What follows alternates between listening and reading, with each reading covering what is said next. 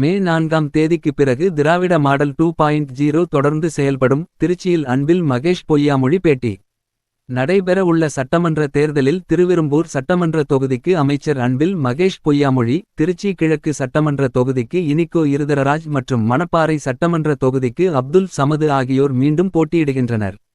இவர்களுக்கு திருச்சி மாவட்ட காங்கிரஸ் கட்சி அலுவலகமான அருணாச்சலம் மன்றத்தில் அறிமுக நிகழ்ச்சி மாநகர மாவட்ட தலைவர் ரெக்ஸ், தெற்கு மாவட்ட தலைவர் ராஜலிங்கம் ஆகியோர் தலைமையில் வேட்பாளர் அறிமுக கூட்டம் நடைபெற்றது.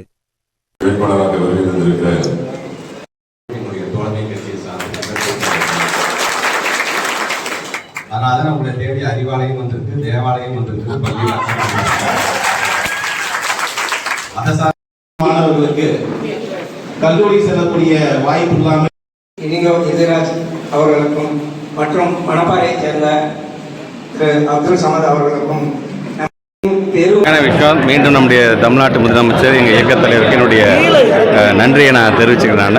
தொடர்ந்து வைத்திருக்கிற நம்பிக்கை, என் மீது நம்பிக்கை எந்த அளவுக்கு வைத்திருக்காரோ எங்களுடைய தொகுதி மக்கள் மீதும் அதிகப்படியான நம்பிக்கையின் காரணமாகத்தான் மீண்டும் திரும்ப தொகுதியில் 3வது முறையாக போட்டிக்கின்ற ஒரு வாய்ப்பினை வழங்கியிருக்கிறார். முதல்ல அவருக்கு நன்றி. ஒரு மாவட்ட கழக செயலாளராக 3 தொகுதியும் வெற்றி பெற்று ஒரு மாவட்ட கழக செயலாளராக வெல்ல வேண்டும் என்பது ஆசை. அந்த விதத்தில் திருவெரும்பூர் தொகுதி, திருச்சி கிழக்கு, மணப்பாறை நிறுத்தப்பட்டிருக்கின்ற 3 பேரும் ஒரு மதசார்பற்ற முற்போக்கு கூட்டணியுடைய எடுத்துக்காட்டாக அண்ணன் அப்துல் சமது மணப்பாறையிலும், நம்முடைய அண்ணன் இனிகோ இருதரராஜ் திருச்சி கிழக்கிலும், அன்பில் மகேஷ் பொய்யாமொழி என்கின்ற நான் திருவெரும்பூர் தொகுதியிலும் போட்டிக்கின்ற ஒரு வாய்ப்பினை எனக்கு வழங்கியிருக்கும் தலைவருக்கு நன்றி தெரிவிச்சுக்கிறேன். மக்களிடம் போகும்போது நாங்கள் செய்திருக்கின்ற சாதனைகளை சொல்லி நாங்கள் வாக்குகளை நாங்கள் கேட்க இருக்கின்றோம். அதன் முதற்கட்டமாக எங்களுடைய பலம் என்பது எங்களுடைய தோழமை கட்சியை சார்ந்திருக்கின்ற ஒவ்வொருவரும்.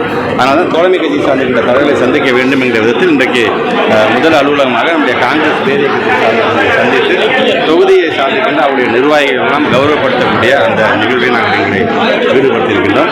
மிகப்பெரிய ஒரு உற்சாகத்தை இவர்கள் இங்கே வழங்கியிருக்கிறார்கள். அந்த உற்சாகத்தோடு மற்ற தலைவர்களும் சந்திப்பதற்கு நாங்கள் கூறப்பட்டுள்ளோம். யார் வேணால் எங்கே வேணால் போட்டியிடலாங்க. நீங்கள் தமிழ்நாட்டினுடைய குடிமகனாக இருந்தால் நீங்கள் யார் வேணால் எங்கே வேணால் போட்டி போடலாம். அதற்கென்று தேர்தல் கமிஷனுடைய விதிமுறையை மீறாமல் யார் வேணாலும் போட்டியிடலாம். அது அவருடைய எங்களை பொறுத்த வரைக்கும் தமிழ்நாட்டு முதலமைச்சர் ரொம்ப கிளியராக சொல்லிட்டாங்க. இந்த போட்டி என்பது தமிழ்நாடு அணியா டெல்லி அணியா என்று சொல்லியிருக்கிறார்கள். ஆக நமக்கு நம்முடைய நாட்டுக்கு எதிர்ப்பாக செயல்படக்கூடிய அந்த அணியை வீழ்த்துவதுதான் எங்கள் ஒரே லட்சியம். கண்டிப்பாக இந்த முறையும், ஏன்னா 2021 தேர்தலில் ஏறத்தாழ 54,000 வாக்குகள் வித்தியாசத்தை தந்த திருச்சி கிழக்கு, நடந்து வந்த நாடாளுமன்ற தேர்தலில் 69,000 வாக்குகள் வித்தியாசத்தை மட்டும் தந்த அந்த திருச்சி கிழக்கு இந்த முறை அதை தக்க வைத்துக் கொள்கின்ற அளவிற்கான ஒரு மிகப்பெரிய வெற்றியை கண்டிப்பாக தரும் நம்பிக்கை நிற்கின்றது. ரொம்ப பெருமையான விஷயம். ஏற்கனவே நம்ம திராவிட மாடல் தான் மக்களுடைய ஒவ்வொரு ஓட்டு எவ்வளோ முக்கியம் அப்படிங்கிறதுக்காக சொல்கிறேன். அவங்க ஓட்டு போட்டு எங்களை தேர்ந்தெடுத்தன் மூலமாகத்தான் இப்படிப்பட்ட ஒரு திட்டமே நமக்கு வந்தது. இத்தனை ஆண்டு காலம் யாரும் சிந்திக்காத ஒரு திட்டமாக கிட்டத்தட்ட 20 லட்சம் பிள்ளைகள் 1ஆம் வகுப்புலேருந்து 5ஆம் வகுப்பு வரை பயன்பெறுகின்ற இந்த காலை உணவு திட்டத்தை கொண்டு வந்து வயிறார பிள்ளைங்க சாப்பிட்டுட்டு முதல்ல ஸ்கூலுக்கு வரணும்னு ஆசைப்படுறதுக்கு ஒரு திட்டத்தை தீட்டியிருக்கோம்.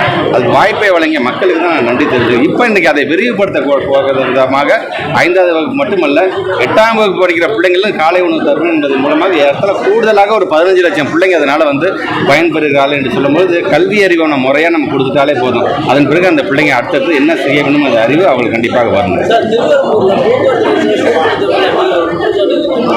தொடர்ந்து திருவெரும்பூர் தொகுதி என்பது எப்படி வளர்ச்சிப்பட்ட ஒரு தொகுதியாக மாறி இருக்குது அப்படிங்கிறது உங்களுக்கு கேள்வியிலே உண்டு. இருந்தாலும் அது சார்ந்திருக்கின்ற ஒரு மாற்று வழியை நாம் கண்டிப்பாக நம்ம தர வேண்டும். அதனால தான் அரை சுற்று வட்டார அந்த ரிங் ரோடுங்கிறது அது முழு வட்டாரமாக வர வேண்டும் என்று ஏற்கனவே நாங்கள் தேர்தல் அறிக்கை சொல்லியிருக்கோம்.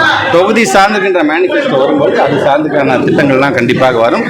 எங்களை பொறுத்த வரைக்கும் ஒரு வளர்ச்சி பாதையை நோக்கி சென்று கொண்டிருக்கின்ற அது சார்ந்திருக்கின்ற கட்டமைப்பையும் உறுதிப்படுத்த வேண்டியது எங்களுடைய கடமை. அதனால தான் நான் சொல்லுவேன், இன்னைக்கு 10 கோரிக்கைன்னா அது 10னா 10 நான் பண்ணிட்டேன்னு சொல்ல மாட்டேன். 10 7 பண்ணிட்டேன், இன்னும் 3 இருக்குது. இப்போ எப்படி செய்யணும், எப்போ செய்யணும் அப்படிங்கிறது எனக்கு தெரியும். எங்களை பொறுத்த வரைக்கும் இந்த 30 நாட்கள் ஒரு சின்ன இடைவேளை தான். மே மாதம் 4ஆம் தேதி ரிசல்ட்டுக்கு வந்ததுக்கு பிறகு இந்த திராவிட மாடல் 2.0 வரும்பொழுது தொடர்ந்து அந்த வளர்ச்சியை நோக்கி நாங்கள் கொண்டு போகணும்.